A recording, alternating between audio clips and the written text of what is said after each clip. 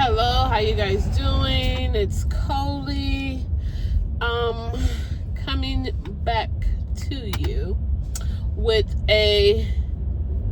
another Love is Blind review. So I think we're gonna do is this 7, 9, 7, 8, 9, 10, 11? Yeah, we're just gonna do all those because the other episodes came out today. Y'all know that they were on their honeymoon. They were at the beach. Each person went on their little last dates. So you had Clay and AD, they were in a Jeep driving somewhere. Then they had lunch on the beach, and Clay was sipping and slurping up that soup like nobody's business. And AD was looking at him like, bro, are you crazy? What's going on? Why are you eating like that? And then he went ahead and busted tables, and AD was looking at him again like, what is going on? And I was confused of why she was looking at him like that, because I usually do that just because I hate having just all the plates just like all over the table and whatever. But I wonder if she was looking at him like that because y'all know Clay is all about himself. Like, he doesn't care one way or another as long as it's about himself. Talk about himself, be about himself, he about himself. So I was wondering if AD was looking at him crazy because he did not ask her what she done with her meal, and he just started busting her plate and emptying it. So I was wondering if that was it, or if she was just looking at him crazy because he was like straightening up the dishes on the table. I don't know, but anyway, he looks off into the bliss after he's done that, takes a deep breath, and he's all good. And then he starts talking about how he is going to be a terrible husband and he's scared and blah blah blah, whatever.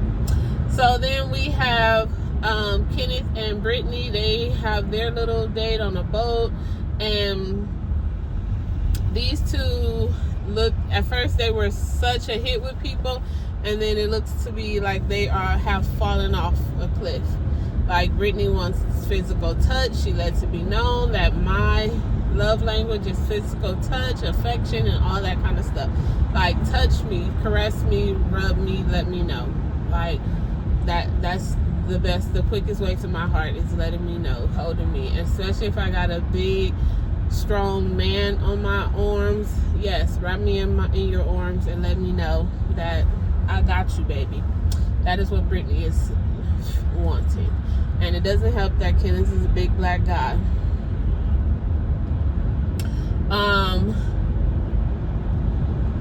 And then I don't know where the hell Jimmy and Chelsea went or did. I don't know what they did, but they're little. Chelsea is crazy, you guys. That's all I have to say about her. She's crazy. I don't even remember because I'm going straight off the dome. I don't have no notes. I'm just in traffic and I'm making this video just to talk about the stuff that I seen. And then what's the other couple name? Oh, Jeremy and Laura.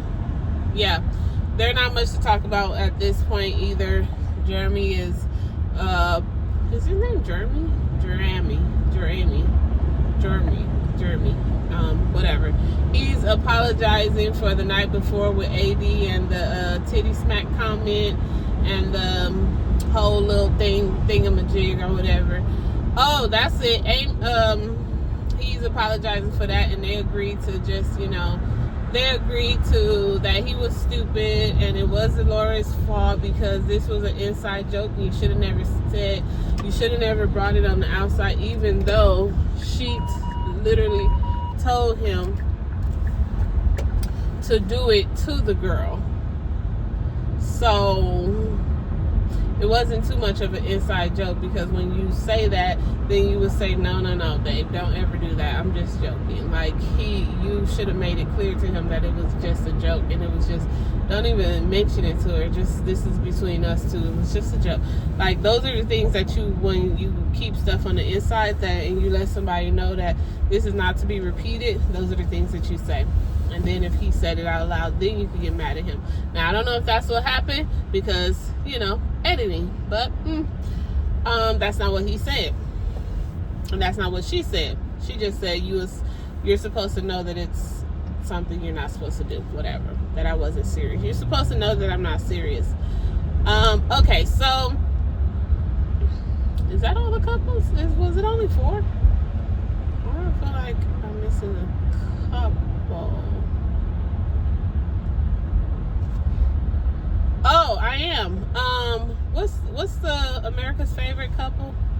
Damn, what is his name? Jimmy and Amy. I think Jimmy and Amy. Now these two have this crazy ass sex ed conversation, and I don't understand. Whoa, what the heck is going on? What are you doing? Go. Because what are you doing? Idiot.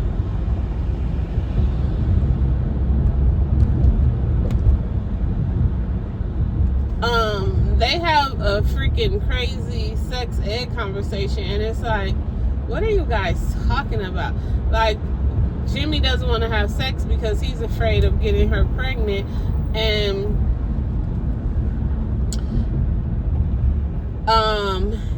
Amy is like, well, I'm not putting poison in my body. Birth control, changing my hormones. I'm anemic.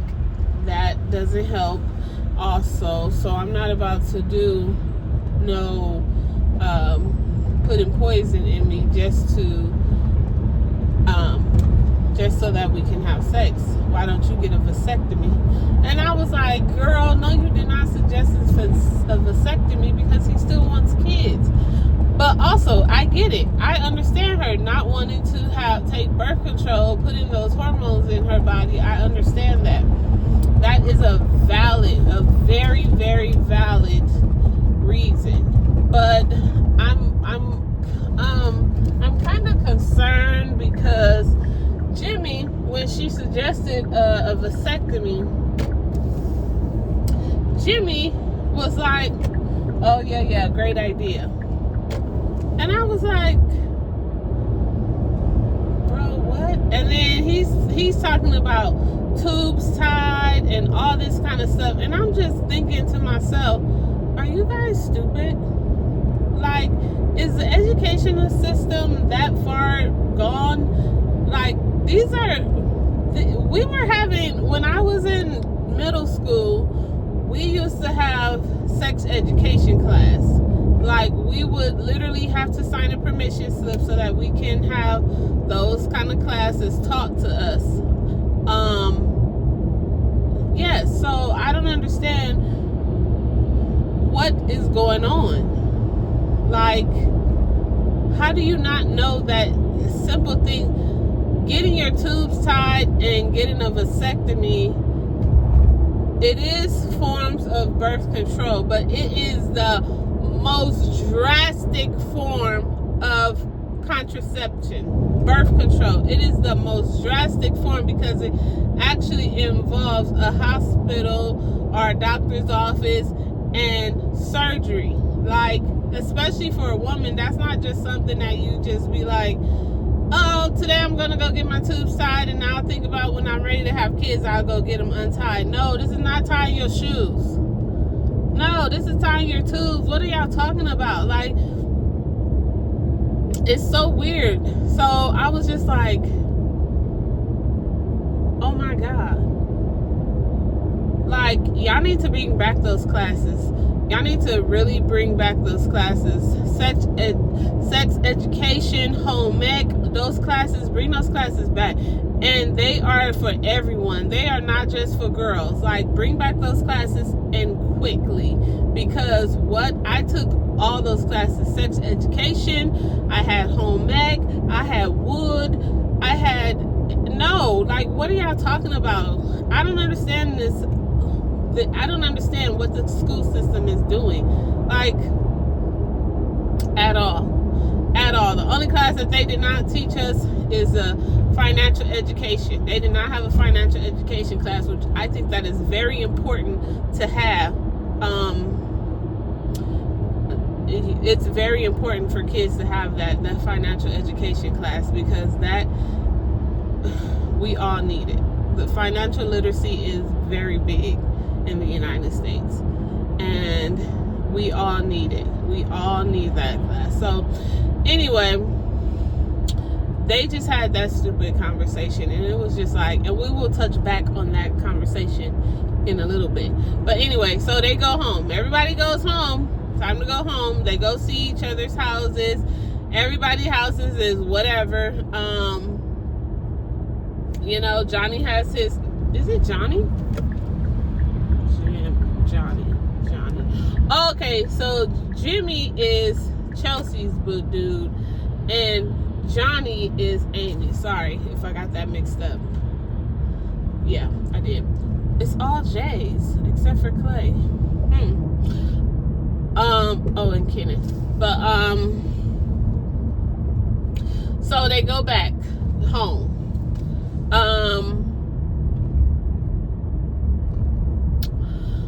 When they get to their houses, they get back their phone. When they get back to the States, they get back their phones. And Kenneth is a kid in a candy store. He is so freaking happy to have his phone back. Like, he doesn't know. I don't know how he survived without his phone all that time.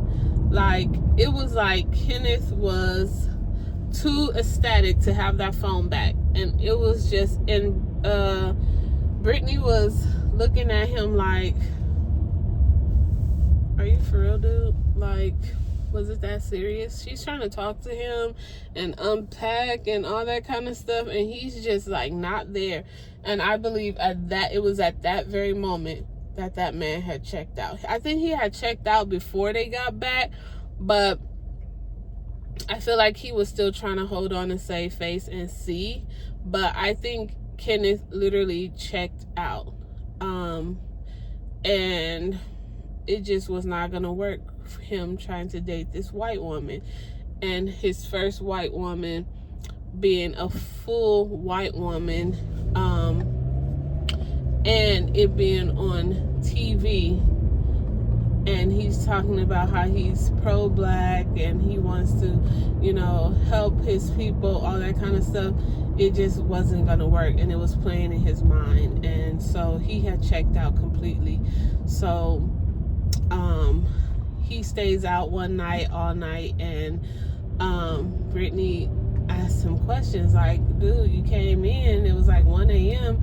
and you wake me up and whatever, and it was just like weird to me. And then she's like, and where were you? Like, it was 1 a.m., 1:30, whatever in the morning. Where were you? Like, and he's like, I don't want to be questioned, blah, blah, blah. And then it was just a whole little thing. And, come here, give me a hug so there's no beef. And I'm sitting there like, dude, what?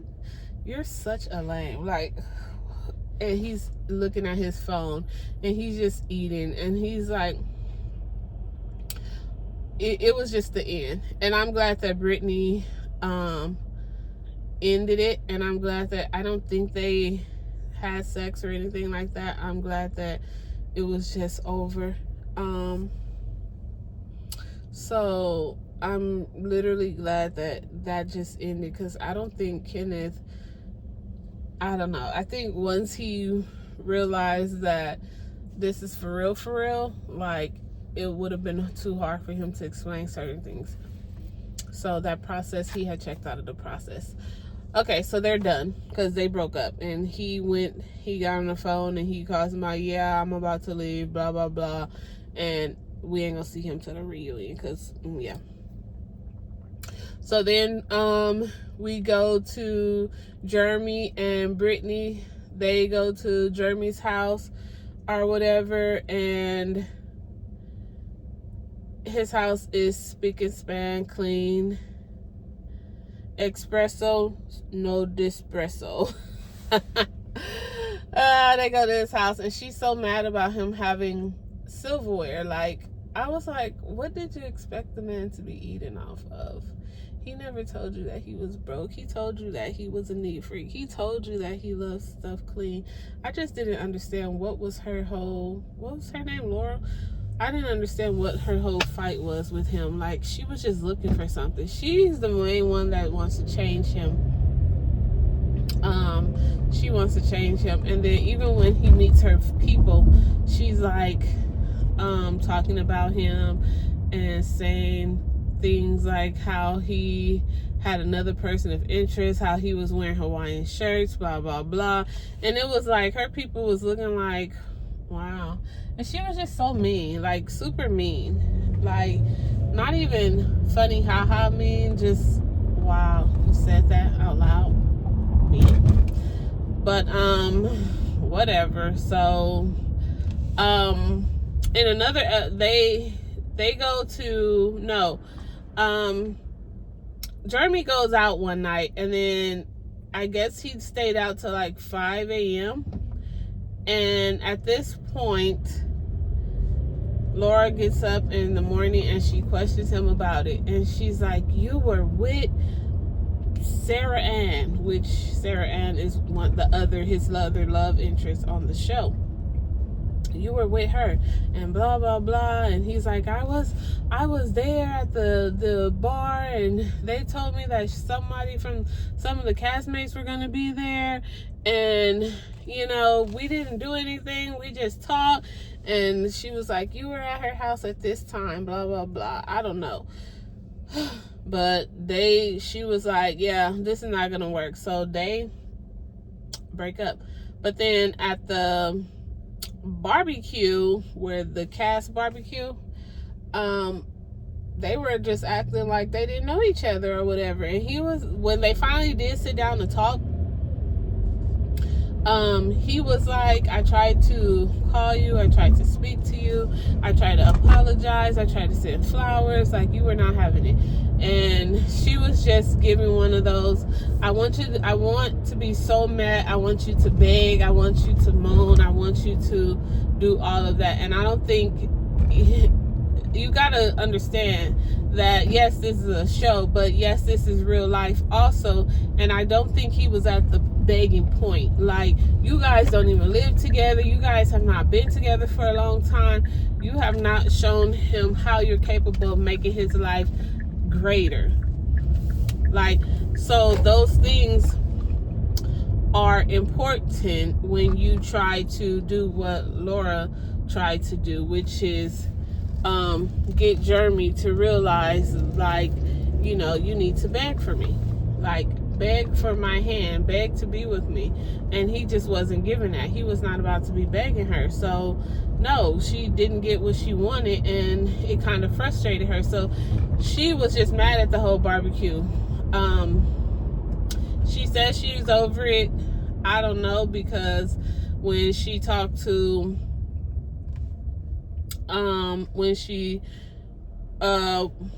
after they talk, he goes hang out with Sarah Ann, and then they just get on the jet ski and start enjoying the barbecue. Like, yep, that is what happened with them too. So spicy reunion. So then we have AD and Clay. She went to Clay's house, and yeah, his house isn't nice. What are you doing, you idiot? Why aren't you? Stupid car is broken in the middle of the street. So dumb. Sorry, y'all. So they go and look at Clay's house, which, did they go and see everybody's house? I don't know. But anyway, they go look at Clay's house, and Clay's house is, you know, it's nice. He owns his house, I think. I just didn't understand the whole pillow with your friends on there. And then we have to talk about him again more talk about him, because you know Clay loves to talk about himself. They sit down with his mom and his sister, and I don't know if you guys seen that scene. I think AD said that she was cold, and Clay was like, because he had on a sweater, but he did not offer it, and the mom offered her the scarf. Like, I just thought that was like, Clay, this is your fiance, give her your sweater. Like, what the heck? But, you know, he starts talking about how she doesn't have a job and blah blah blah, because Clay thinks that he can stay out. And it's where you guys have to realize that, hey, yeah, 2 weeks ago you were single, doing whatever you wanted to do, but now you're not single anymore, so you have to live a life of unsingle person. So crazy. But I don't know how I feel about Clay and AD. Like I said, I think she's here for TV time too. And I definitely feel like he's here, and he needs to speak to a therapist to get all of those ain'ts out of his system, because what the heck is wrong with you, Clay? You need to, every time you talk about how your dad did your mom, how things didn't go this way, how your dad cheated on your mom, and you're so concerned about doing that. And so this is where they go and meet with AD's mom, and AD's mom is like, you cannot carry your parents past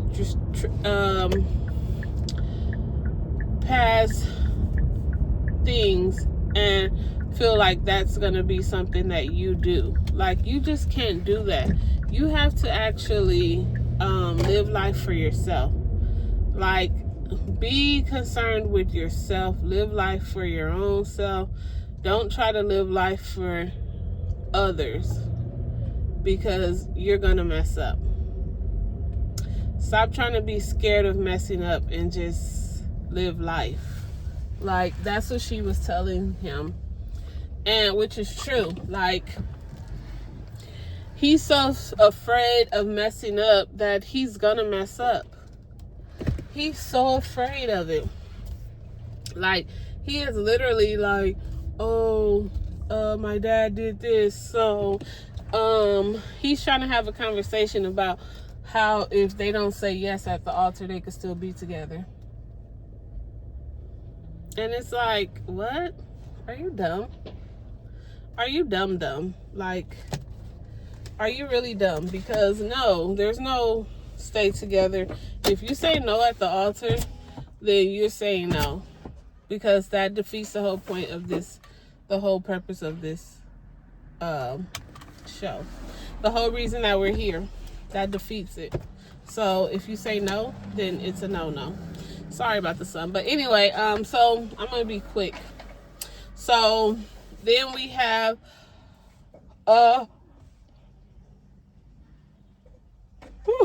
tired. What's her name? Jimmy and Chelsea. She meets his two girlfriends, and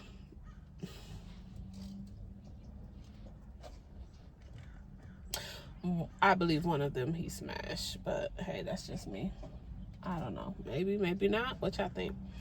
But yeah, those are his girlfriends, and they talk about Chelsea.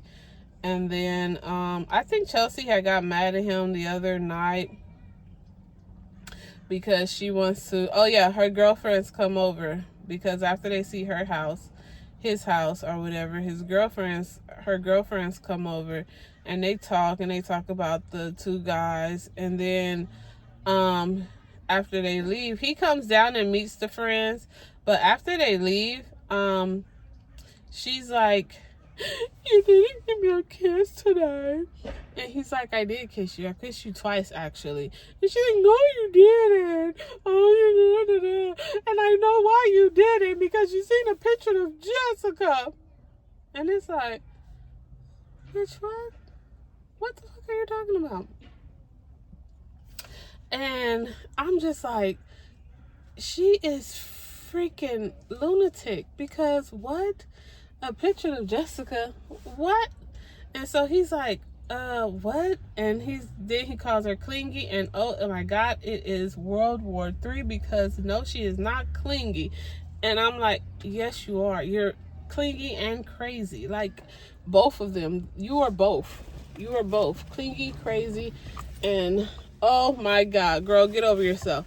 So when they get to dinner with the friends, or the hangout with the friends, she mentions it, and I'm like, why, Chelsea? Why did you have to mention that? That was none of their business. Like, you didn't have to mention that.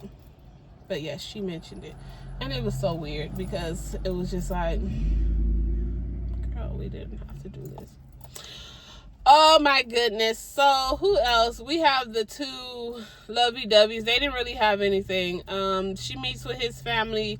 This is Johnny and Amy. She meets with his family, and it's all roses and butterflies, so it's all great. And I think that's it until the barbecue. I'm probably leaving a whole bunch of stuff off, but at the barbecue, oh my God. Johnny and Jessica finally have a sit down, and he's really, he tells her that, yeah, you were my number one, blah, blah, blah. And they have a good conversation. I don't think Jessica tries to act like she would have loved to be with Jimmy, but I don't think so. I don't think so. Chelsea sees Trevor, and oh my God, that's a big pack of beef. Oh my God. Like, Chelsea is so awkward. So awkward. And then Jimmy gets mad at her because she said, oh, our number one couple. And he's like, what do you mean? And it's like, yeah, because she has a night of drunkenness the night before where she's all going crazy, and they sort of kind of break up, and then she wheels him back in with her white woman tears, crazy white woman tears, wheels him back in because she's all like, you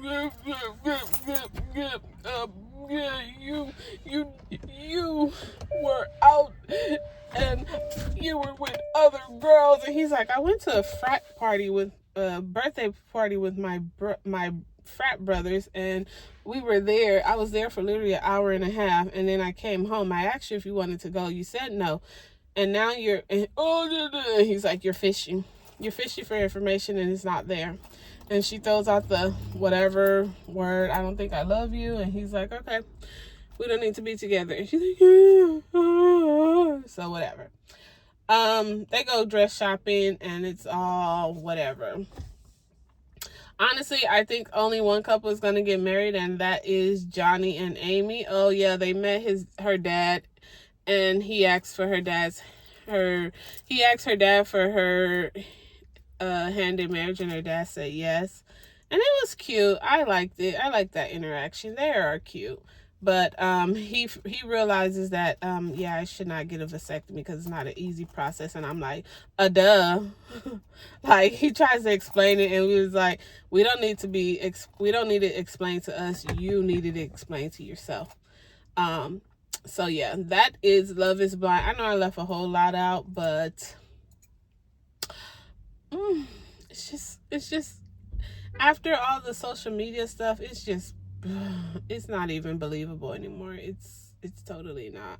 So you guys tell me what y'all think. If y'all watching it, if y'all enjoy it. I gotta rewatch the first season because that was my favorite.